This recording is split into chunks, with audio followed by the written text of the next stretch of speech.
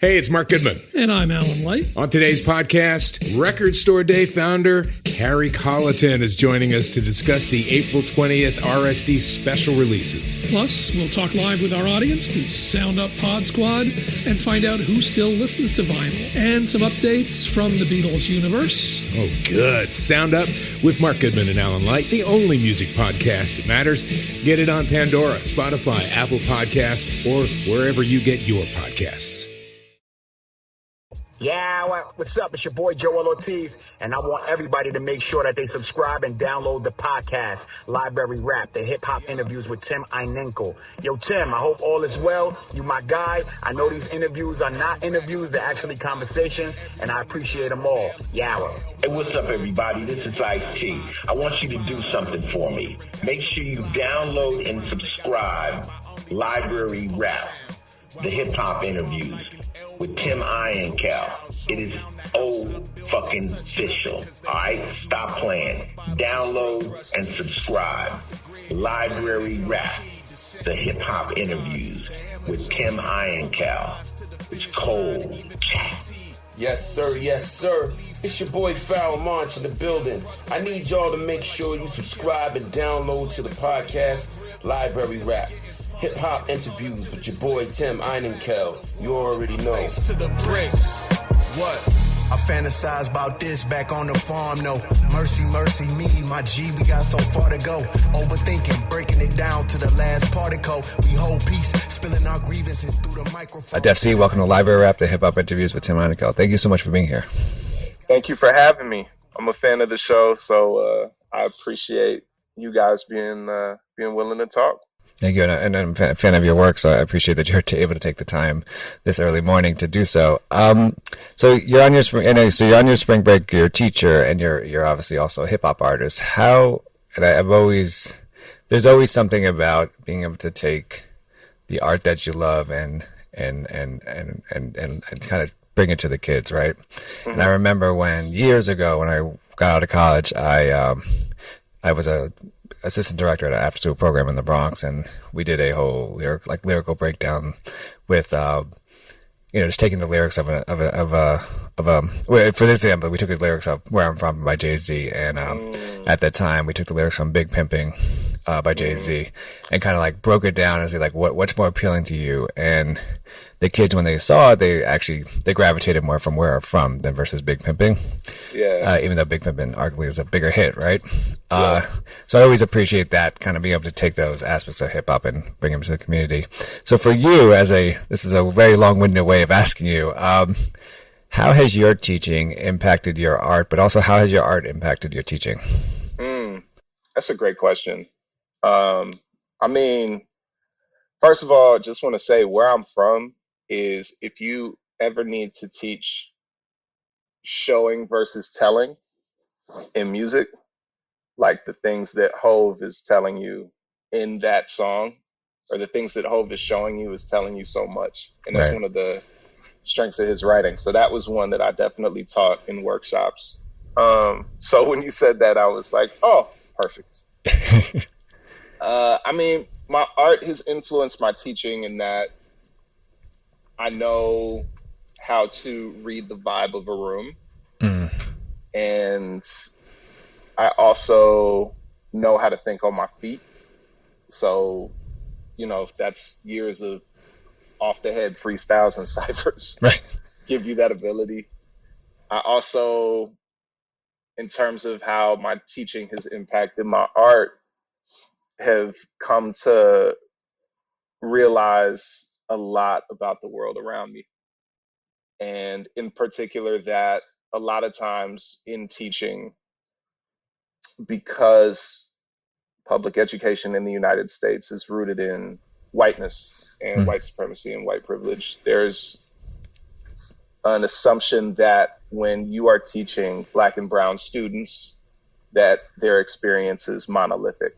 Right. Because that's how you're taught to see it, if not explicitly in graduate school, which, I was not explicitly taught that, then by erasure in graduate school, where you're essentially just kind of taught to teach white kids and specifically white privileged kids.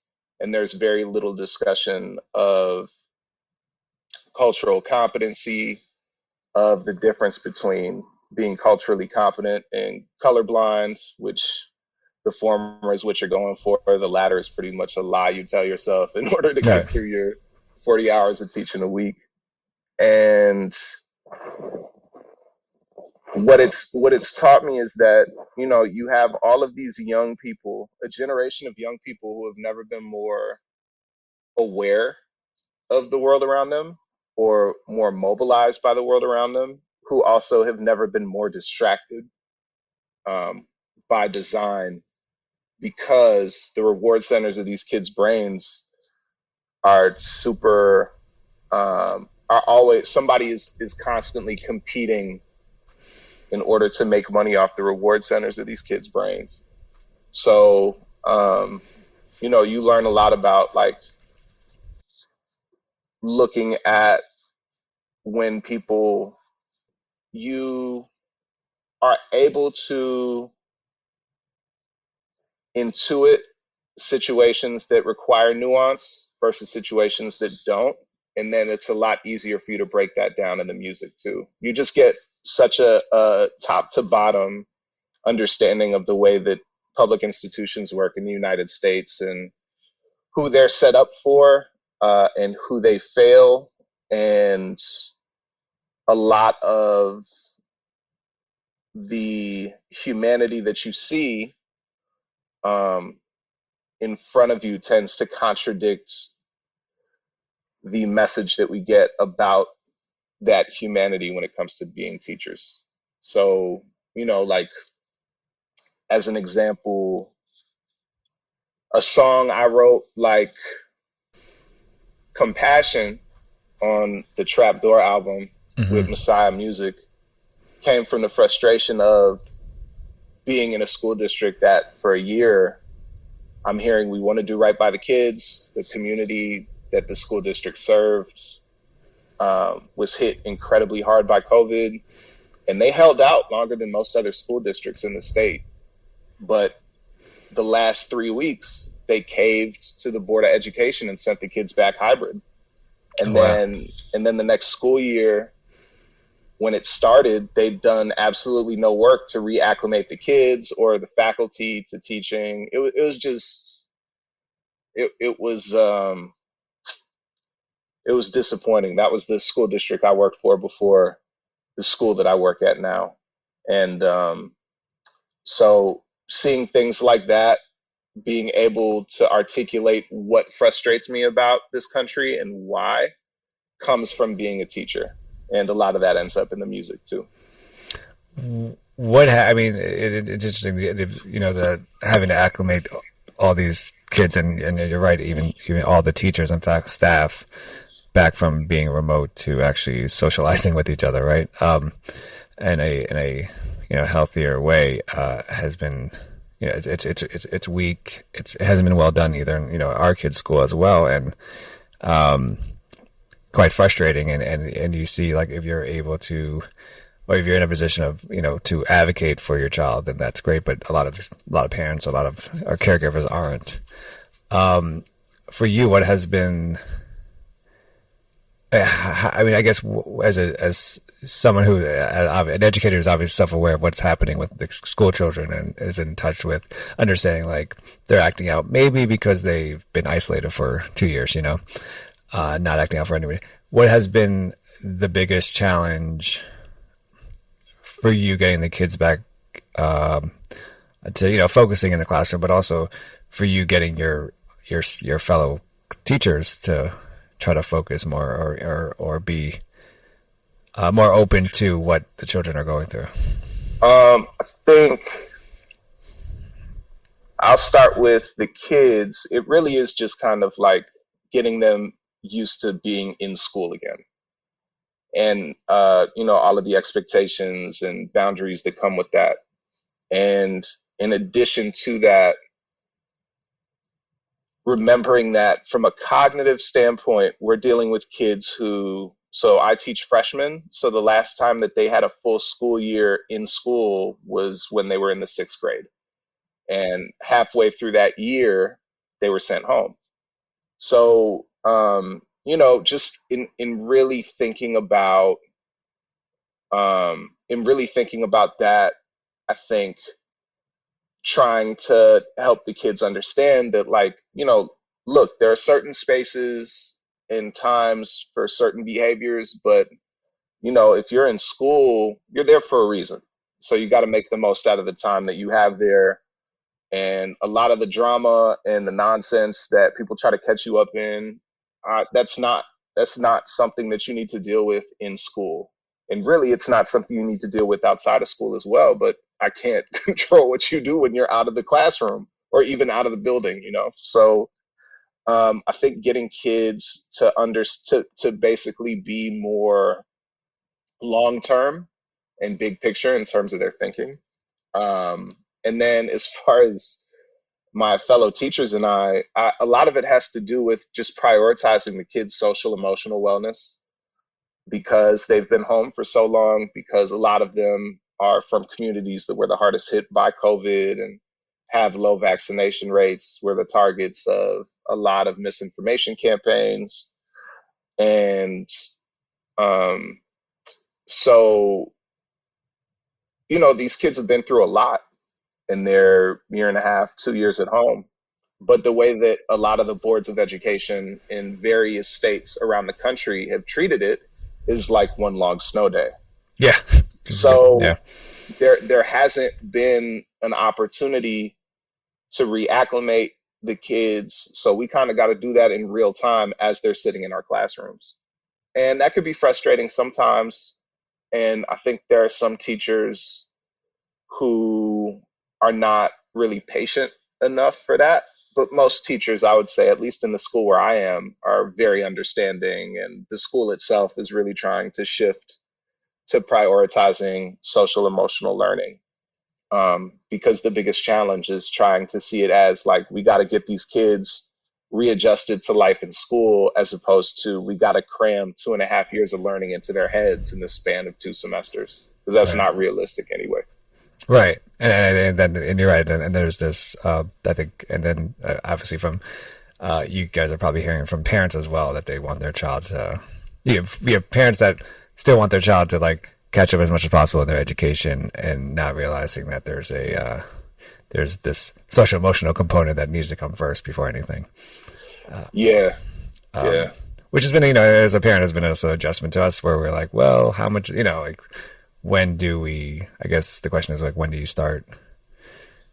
When does the education begin? I don't know if that makes sense, versus like, how do we do it side by side with adjusting them social emotionally, and, try and make sure they don't fall behind in the, especially in a public school setting, which obviously has all its other faults, right? And I mean, not faults, but also other problems that it goes with. I know, so sorry to go about that. No, just more fast. I want to adjust a little bit to your art. And the EP, We Dress the City with Our Names, I think is one of my favorite names for an EP.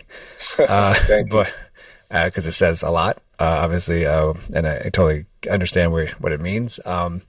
And the first track, Just a Kid Growing Up, the hook ends with, my parents raised me fearful, writing makes me fearless, which I think is just like that's a powerful line that you are able to repeat. Can you talk about this line, but also kind of talk about what doors mentally, artistically, and etc. did writing give you? Or open for you? I mean, it really is just kind of like, I feel like being a white kid from the suburbs who was into rap and wanted to become a rapper, that bar exemplifies the parental response. Yeah. But ultimately, I think a lot of, all of those fears are pretty much unfounded. And as a writer, as somebody who was into writing and was traveling all over the city for open mics and workshops and to hang out with friends of mine who I met through hip hop in Chicago, writing really dispelled a lot of those notions. And so then it made me, in a way, fearless in that context, it also made me fearless in terms of being a very insecure kid from a young age, and then realizing here is this thing that I can do.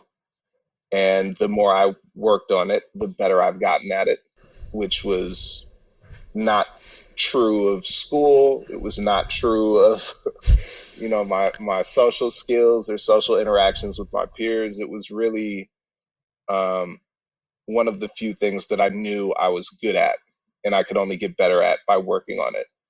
And so it made things that seemed impossible for me, like standing up in front of a crowd of people and performing or sharing something I'd written or allowing myself to be vulnerable. It made that possible. So that's where that line came from. What you just mentioned you're a white kid from the suburbs. So what was the first? I mean, what drew you to hip hop then? So I have two older sisters, and they dragged my dad to a Crisscross concert. Wow. Yeah, and they brought home the cassette single for Jump, and they played it. And I must have been 2 or 3 years old. I feel like I got a fact check. I always say 2 years old, but I feel like the single came out in like 92. Anyway, so they played it, and I just was running around the house. Like, I just went crazy for it. And I was into hip hop ever since then. They would play, I saw like old home movies of me like jamming with them to Mind Playing Tricks on Me by Ghetto Boys because it came on the radio. Nice. And being like very young when that came out, and not even realizing that I'd heard it when I was that young, because I loved that song so much when I encountered it as a teenager. And so it pretty much was like a love at first listen thing with hip hop. And then, I just kind of have stayed in love with it ever since. You talk about writing and you think about, two different types of art forms like emceeing and graph writing, right? And obviously are two different forms of expression. What does emceeing allow you to do, express that graph doesn't, and what does graph allow you to do to express that emceeing doesn't? So to be transparent, I know I've said this a couple of times, but I think I might need to make it a little bit more clear, just because I don't want anybody from the graffiti community to come at me for it. But I've never picked up a can of spray paint. I've never really written graffiti. I had like my little BS tag that I wrote in my notebooks with my initials when I was younger. But other than that, I never got up. I was never in the train yards. I was never running around with people doing it. I had friends who did that, and they were certainly braver than I was and a lot more courageous. And I think what graffiti inspired me to do as a rapper, especially on that EP, was to imagine, just to know the process of what it looks like when somebody is throwing a piece up, and to try to find a way to do that with the cadences and the pockets I picked and the words that I chose. And I just love the juxtaposition of some of the best writers in the city, some of my homies who, in addition to writing graffiti, were also writing raps, who had those crazy transferable skills when it came to imagery and style as well, right? Just like you got to have your own unique style in graffiti writing, you got to have your own unique style in rhyming as well. And I think some of my favorite rappers were graffiti writers. So people like Quell from Typical Cats, Sketch 185, Big Just from Company Flow. These were all people who I really looked up to and who were also very into writing graffiti. So, I mean, really just kind of picking up things from the homies. And on that particular EP, I was inspired by Style Wars because the group of young artists, and that movie reminded me of the group of young poets and rappers I was around when I was a teenager. The title of the EP comes from a line in Style Wars where one of the kids was comparing writing graffiti to dressing the city with their names, and that kind of enthusiasm and informal mentorship all informed the approach that I took to, or all reminded me of the experiences I had coming up in Chicago's hip hop and poetry scene as a young person. So, yeah, I mean, it's definitely, again, the headline is I've never written graffiti in my life. Right. And then the sub headline is, but it did certainly inform how I wrote raps and what I valued when it came to hip hop culture.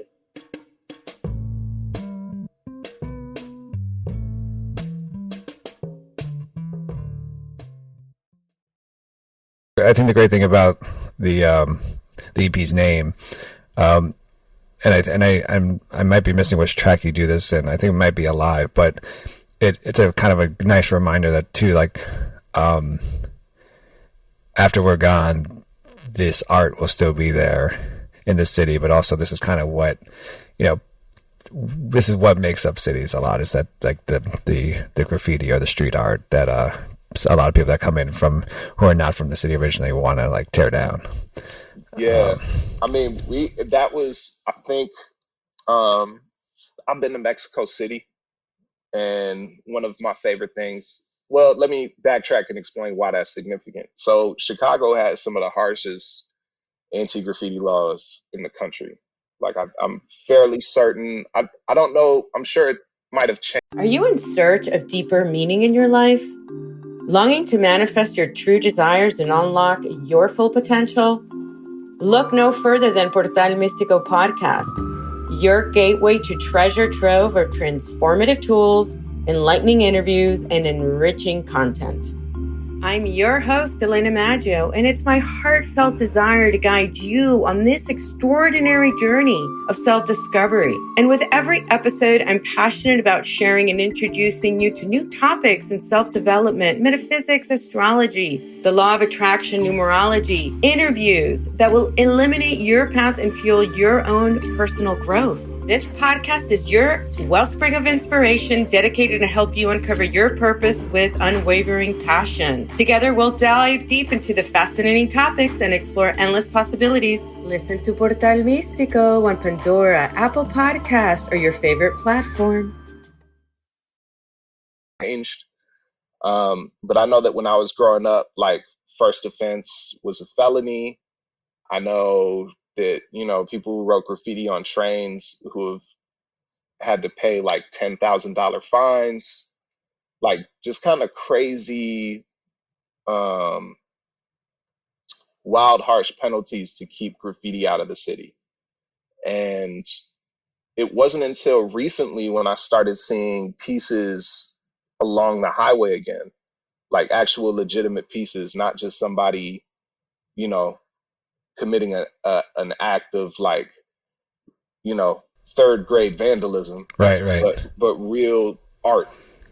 And really it reminded me a lot of being in Mexico City and in New York City as well, when I was visiting there like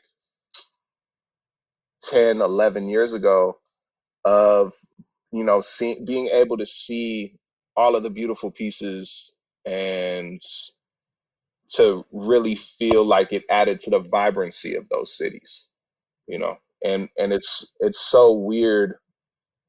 Well, I guess it's not weird. It's just racist that you have all of these different cities in the United States that don't value that kind of art and are looking to just, whitewash it or institutionalize it or use it to shoehorn an entire group of people into certain neighborhoods at the expense of people who have lived in those neighborhoods for decades, Right. On the track dunk contest, you go Jordan from the free throw, Kobe on the baseline, Spud Webb vertical, Vince with the hang time, Brent Barry face on. Can you kind of talk about the concept of the basketball concept for this track, but also and for hip hop artists, who's your Jordan, who's your Carter, who's your Webb, who's your Kobe, and who's your Brent Barry?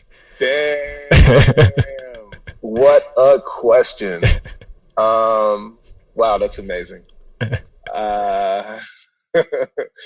All right, well, I can definitely answer the first half of that, and then the second half is going to take a little bit longer. But I would say, like, in terms of the basketball metaphor and the hook, I mean, I feel like, you know, I don't know whether somebody said it or I came up with this myself, but like, I kind of realized maybe like 7 or 8 years ago that the BET Hip Hop Award ciphers in the NBA Slam Dunk Contest were pretty much the same thing. Where it's, you know, you're showing off, obviously, of course, you know, the NBA Slam Dunk Contest is live. The other one is pre-recorded. So you don't know how many times somebody messes up before they're able to hit that, you know, 360 windmill on camera. But, you know, it's, you know, when you're in those ciphers, you're out to prove a point. When you're in the dunk contest, you're out to prove a point. And so even if that point isn't necessarily something that's going to put you in the same stratosphere as some of the greats, at the very least, you have an accomplishment that you can bring home and show people like, hey, I did this. And I think that's what it is for the ciphers as well. There are some people who the only thing that they've really made an impression with was their verse in a BET cipher. And maybe the music that came after that wasn't as good or wasn't as compelling as what they did in those ciphers, or maybe in their radio freestyles or whatever, but it's still impactful. And so that was the spirit that was driving how it was rhyming in that song in particular. And in terms of, man, I mean, Brent Barry is just kind of like, I feel like Brent Barry and Spud Webb, right, and are kind of the outliers in terms of that hook, right? like you have, and the Brent Barry one was just, you know, like I'm a white dude, so I remember he dunked from the free throw line, and as a white guy, I didn't want to leave that out when I'm comparing myself to, you know, 4 other black ball players. So, I mean, as far as hip hop is concerned, I would say, Mike? I would probably say Jay-Z is Mike. I would say in terms of Kobe, probably be Wayne. I'm going just for the mainstream answers. I don't know that like my underground answers would necessarily work as well. But I think if you're looking at like accomplishment meets skill, I think you got to put Jay-Z as Mike. I think Wayne is Kobe, but really Wayne in his prime. Both of his primes, actually, because I would argue that the way he's rapping right now is probably, when he's at his best, better than what he was doing in the mixtape days. And then as far as Vince is concerned, man, I you know what? I feel like,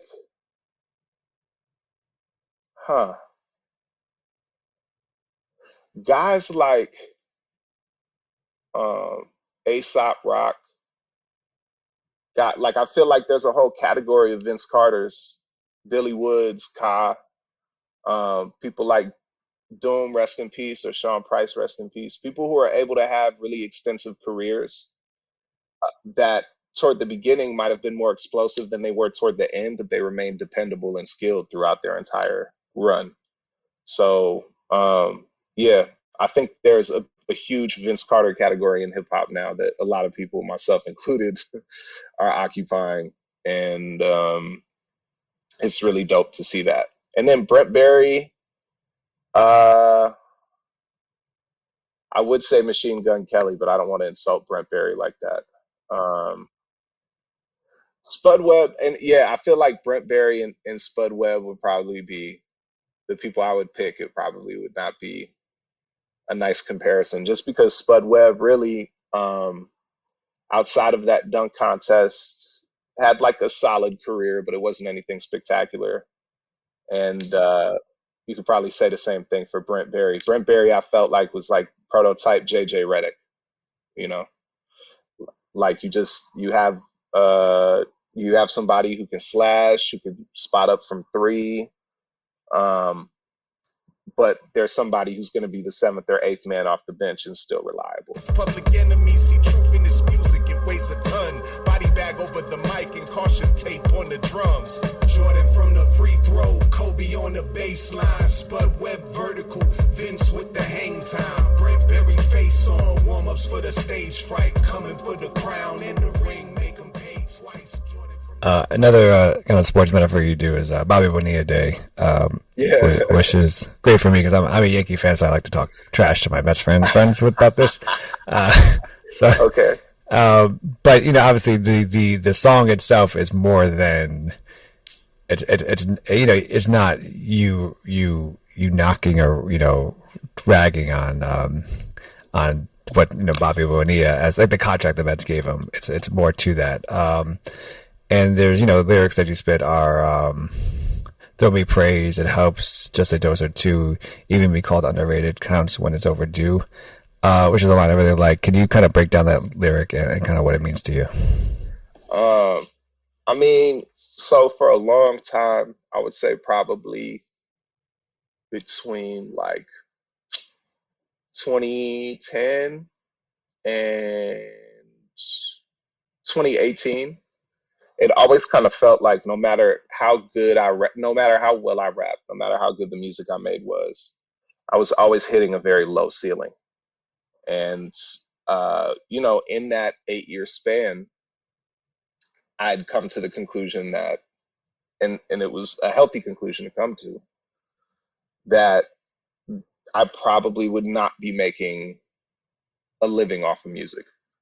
And that, you know, it would be a passion project for me, but it wouldn't be able to pay my bills and keep the lights on.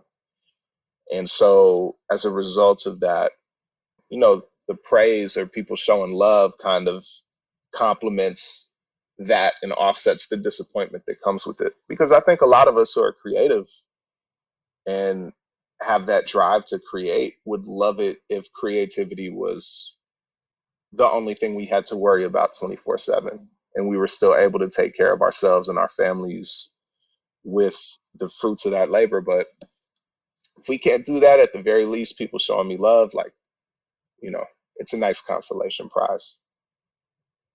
It's not something that I do, I make music for specifically. I think it was when I was younger. It's not really what I'm doing now. But it's something where, you know, you just appreciate people who are going to let you know that you're not just screaming into the void.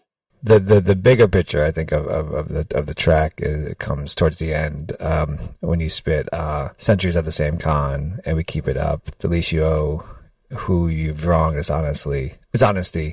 We won't offer as much an apology. Happy Bobby Bonilla Day. Obviously, you know, definitely not a comment about the Mets contract to Bobby Bonilla. So can you kind of, you know, talk about these lyrics, but also like what is why use Bobby Bonilla Day as the title for the track, but you're talking about more than just Bobby Bonilla? Well, I mean, I wrote Bobby Bonilla Day on Bobby Bonilla Day because I think it was like Bandcamp Friday. So I wanted to just throw a joint out with Nick Arcade that I was able to mix real quick and then post online. But I think Bobby Bonilla subverted the sports contract and wound up, you know, making way more money than somebody with his career would have made in other circumstances. And I think that was what drove me to be subversive in terms of the content of the song, where it's like, you know, even if I've been out of the game for a long time, you're still going to pay me what you owe me as far as respect or money. And then I thought to myself, like, in the grand scheme of things, it would be pretty selfish if that were the only topic I discussed. And so as I wrote that second verse, what kind of came out organically without it happening very intentionally was this idea of like, the United States has, I don't think, ever issued a formal apology for slavery. I could be wrong about that. But, you know, I'm looking at the world around us and the idea that critical race theory, which is something that kids aren't taught until law school, is being used as a catch-all phrase for teaching kids about race and how we as a country are trying our best to eliminate that. And the fact that it's X amount of years later, we're not even honest about it, or the long-lasting impacts it's had, or the detrimental impacts it's had on specific communities in this country. We just kind of lie about that and act like everybody starts off with the same opportunities and resources in the United States, when that's not the case, because those kinds of socioeconomic gaps exist across tax brackets for the reason that, you know, the impact of racist policies have allowed for those gaps to only widen over the years. So I think for me, it's about, as a white man and as a white rapper, acknowledging, like, you know what, for as much as I complain about people not showing me enough love or not buying me music enough, like, there are other conversations that are a lot more overdue that we need to be having. And if those conversations come with financial ramifications or emotional ramifications, so be it. But they're conversations that need to be had. Right. It's also the denial that, you know, like that racism has been solved. You know? Yeah. It's not, or that it just never existed in the first place. But I always think my favorite is the people who, when an athlete talks about blatant racism in, you know, the NFL or whatever, you know, and someone writes, "That's not true, never happened. Oh, by the way, I marched with Martin Luther King." You're like, probably not. But, you know, like, it's just like, as if, you know, it's been solved, don't worry about it. But, and you're like, no, it still exists. I mean, there are so many people too who try to use sports as like, sports is the great equalizer. No, it's not. No, because as soon as people leave the locker room, sometimes as soon as people leave the court, sometimes while people are on the court or on the field, they're still subject to that same bullshit. Right. So I don't, you know, people who say stick to sports, what they're really saying is stop making me uncomfortable having a discussion that I'm not capable of being a part of. Right. Or a conversation that might implicate me in behavior that would make me feel bad. The first track I heard from you was Ragnarok.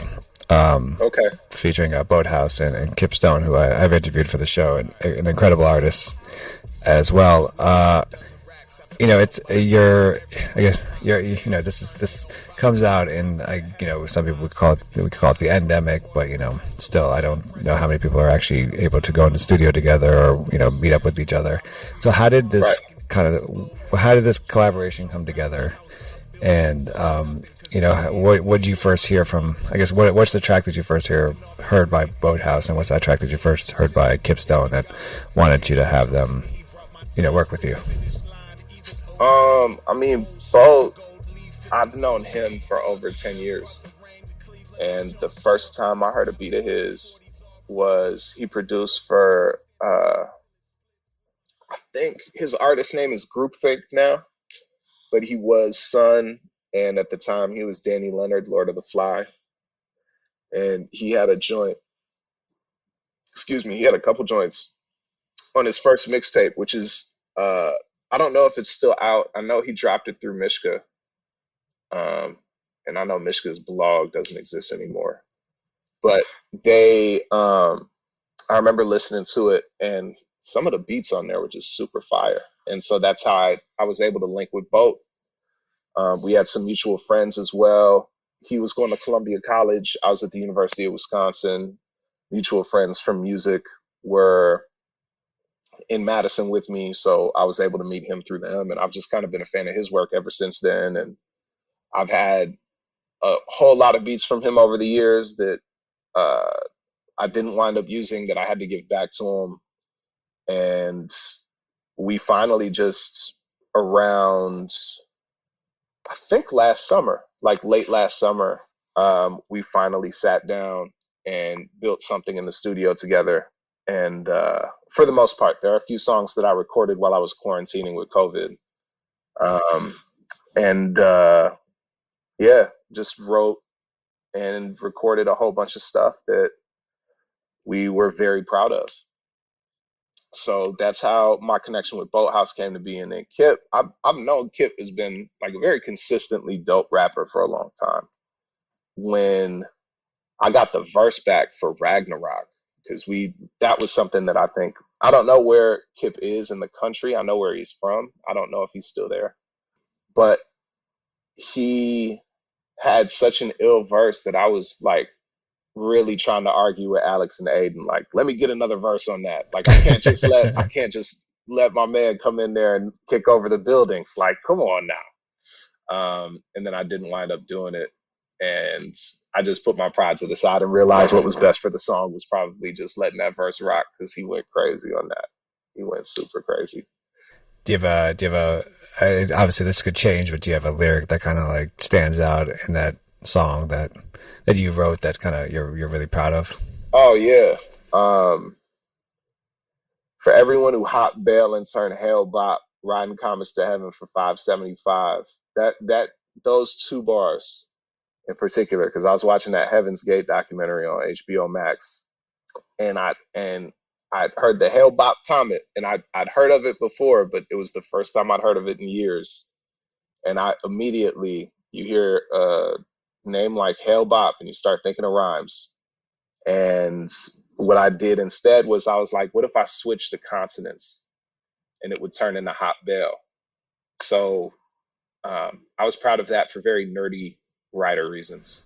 Nice. But that's those two lines. And then the riding comets to heaven for $5.75, like the idea of, it might cost $5.75 to escape something, or to buy something that's going to help you escape something. And then also like the fact that everybody in that cult had $5.75 on them when they went. And I forget what the symbolism was supposed to represent, but I just thought it was an interesting follow-up to that line where it would sound cool even if people did not understand the reference, but people who did understand the reference would rock with it. So you're an educator and you're an MC. What's next on your plate? What are the next steps in terms of music, but also in terms of education? I mean, I would love to have the opportunity there's this, in terms of education, I think I would love to teach creative writing or spoken word poetry full time. Like I currently teach college careers and skills. So post-secondary pathways, executive functioning, kind of serving as halfway teacher, counselor. And I love doing that work because I get to know the students, but I don't think it's as fulfilling as being able to inspire creativity in the classroom and to validate kids' abilities when it comes to creating. So yeah, that's probably what's next for me as far as education, is just trying to find a way to be able to do that. And then as far as music is concerned, I mean, April 19th for All Debts Public and Private, produced by Boathouse, featuring Arm & Hammer, Kip Stone, Mother Nature, Solar 5, Green Slime. I mean, it's a crazy lineup of guests and a really dope album. And I hope that everybody feels the same way when it's out. That's dope. He's Defcee. Thank you so much for being on Library Rap, the hip hop interviews with Tim Einenkell. I greatly appreciate your time. Thank you. Hey, thank you, Tim. And, hopefully one day we can do this again. What's good, y'all? This is Breeze Brewing from the Mighty Juggernauts. And make sure you subscribe and download the podcast, Library Rap, the hip hop interviews with Tim Einenkell. hip-hop journalism on the highest level. Turn the gold to Chronos, you don't meet. Hobo tears don't meet, cause we broken sharp on front lines in the widow's peaks. This ain't deja vu, it's another ass whooping. Any crash I may have has a cash cushion. When they're ego tripping, it's a bad booking. They aren't better, that's just the center of their glass cooking. I got a habit that I managed to convert into a living, so I practice. Hey, it's Mark Goodman. And I'm Alan Light. On today's podcast, Record Store Day founder Carrie Colleton is joining us to discuss the April 20th RSD special releases. Plus, we'll talk live with our audience, the Sound Up Pod Squad, and find out who still listens to vinyl. And some updates from the Beatles universe. Oh, good. Sound Up with Mark Goodman and Alan Light, the only music podcast that matters. Get it on Pandora, Spotify, Apple Podcasts, or wherever you get your podcasts.